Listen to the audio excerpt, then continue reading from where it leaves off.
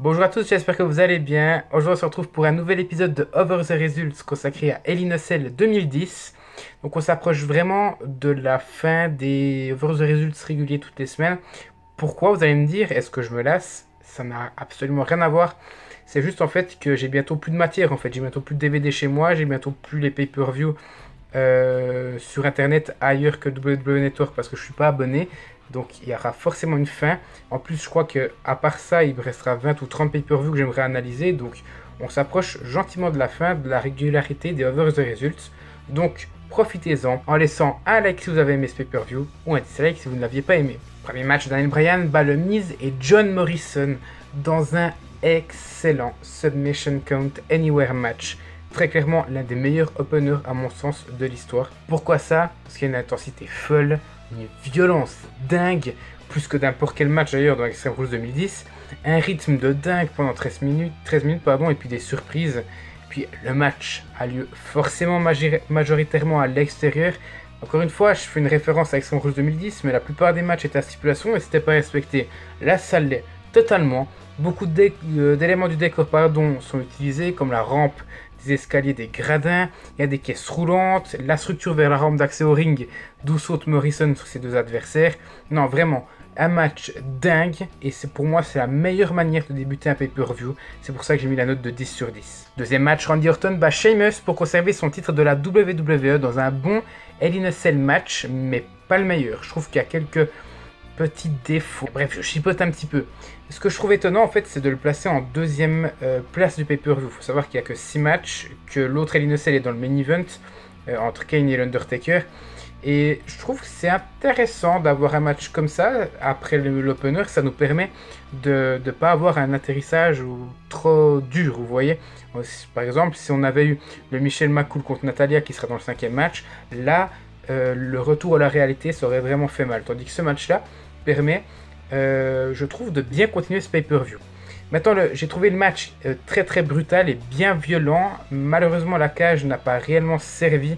On a eu beaucoup de prises avec des armes comme des escaliers ou des chaises. Mais au fond, la cage, elle est presque intacte et elle va juste servir de prison à la manière d'un steel cage match, sauf qu'on ne peut pas en échapper. Et c'est ça que je trouve dommage. Pour moi, c'est ma seule réelle déception, si je peux dire ça comme ça.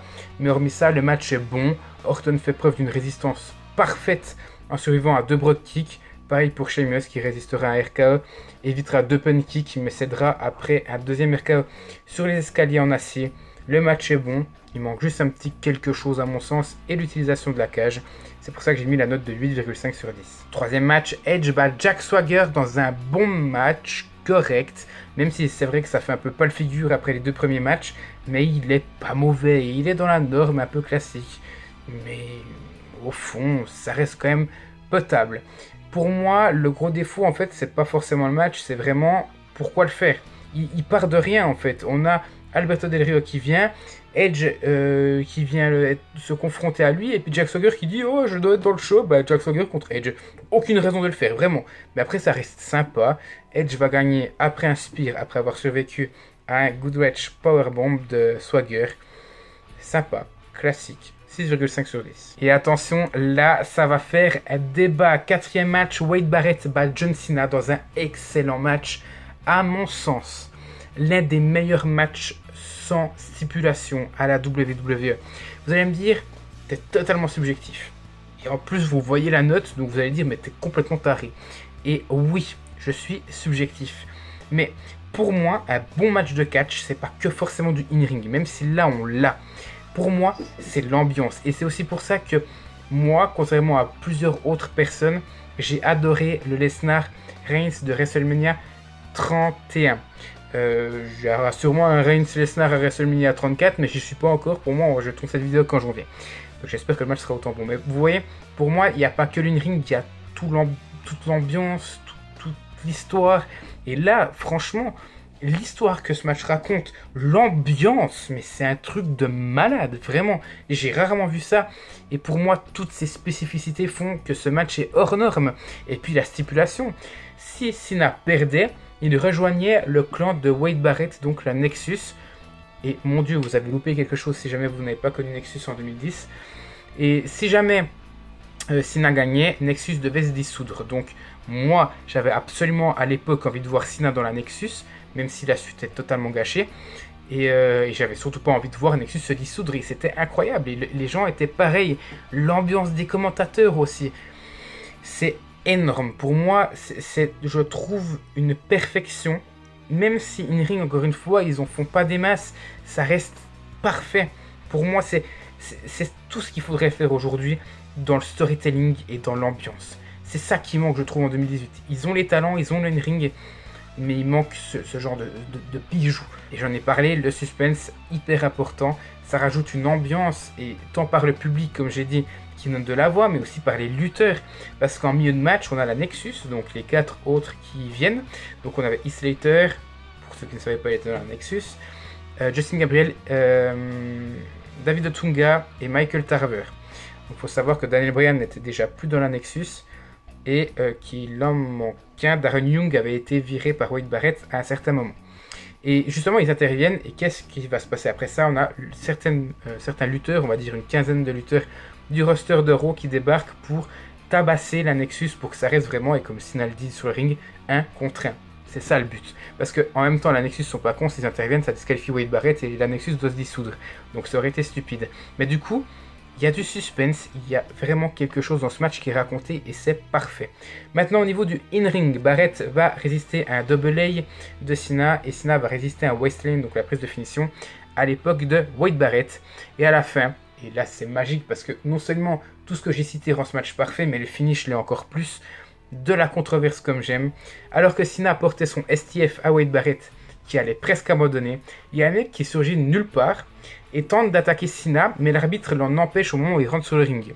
Et là on se dit, en fait, c'est un membre du public qui vient et la sécurité fait n'importe quoi. Et non, en fait, parce qu'il s'agit de Michael McGillicuddy, donc Curtis Axel aujourd'hui, qui avait intégré la Nexus de cette façon, qui fera ses débuts d'ailleurs dans le main roster, et qui servira de distraction à Husky Harris pour porter un coup de barre directement dans la tête de Cena qui sera KO. Barrett fera le tomber sous les cris magnifiques d'ailleurs de Michael Cole qui dira « No, not like this, no way, no way ». Je vous laisse, c'est d'un drama exceptionnel. C'est incroyable. Donc Cena rejoindra Nexus, je ne l'ai pas dit, Husky Harris c'est le Bray Wyatt d'aujourd'hui. Énorme. Énorme. C'est même encore aujourd'hui quand je l'ai regardé, j'en ai eu les frissons et les larmes aux yeux tellement c'est un de mes moments putain préférés à la WWE. C'est juste dommage que les bookers ont fait de la merde avec Cena dans la Nexus. Cena donc qui a imposé la Nexus au lieu de la démonter de l'extérieur. C'est dommage, on aurait pu rendre Cena, il y avait tellement de possibilités même sur un court terme. C'est dommage, mais ce match-là est énorme, d'où ma note. Et c'est la 4e fois je crois que je mets ça, un 11 sur 10. Et là, la chute est dure. Natalia bat Michelle McCool par disqualification. Donc Laycool reste co-championne unifiée des Divas dans un match décevant. Layla qui intervient à répétition. Normalement, j'aime bien les interventions des autres sans forcément intervenir physiquement. Ça rajoute du peps, du rythme. Mais là, elle hurle tel Kelly, c'est insupportable. En plus, elle amène rien. Le finish horrible. On a Natalia qui porte son sharpshooter sur McCool. Mais Layla va lui lancer un de ses talons dans la gueule. Une seconde avant que McCool abandonne. On peut pas faire ça. Je suis désolé. On peut pas.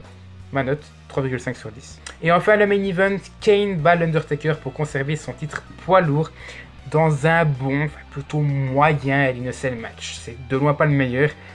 Il est correct, mais il est très lent, je trouve. Les deux prennent leur temps. Ça s'enchaîne pas très rapidement et je trouve que c'est très très décevant pour deux lutteurs de ce gabarit, de ce talent-là. Et puis on a le finish donc qui voit, c'est peut-être un des seuls moments mais encore c'est mal fait, on a le finish qui voit Paul Bearer, donc qui accompagnait l'Undertaker, le trahir et se ranger du côté de Kane. Mais là encore une fois le heel turn pour moi il est assez mal fait comme je l'ai dit parce que c'est pas Paul Bearer qui attaque directement l'Undertaker, il va l'aveugler avec l'urne. D'ailleurs j'ai pas compris d'où venait cette lumière mais je pense que ça fait référence à leur rivalité parce que c'est presque un remake en fait de ce qu'on a eu. Je pense que ça doit être 98-99, désolé, je ne suivais pas la WWE à l'époque. Ça va être une sorte de remake cette rivalité, parce que je sais que Paul Bearer avait, je crois, déjà trahi l'Undertaker au profit de Kane. Donc il va l'aveugler avec l'urne, et au lieu d'attaquer avec l'urne, il va la donner à Kane, qui lui portera un coup d'urne dans la gueule. Donc, ouais, moyen. Ça reste correct, mais pour un Hell in a Cell match, on a vu pire, mais on a surtout vu beaucoup mieux. D'où ma note, un 7 sur 10.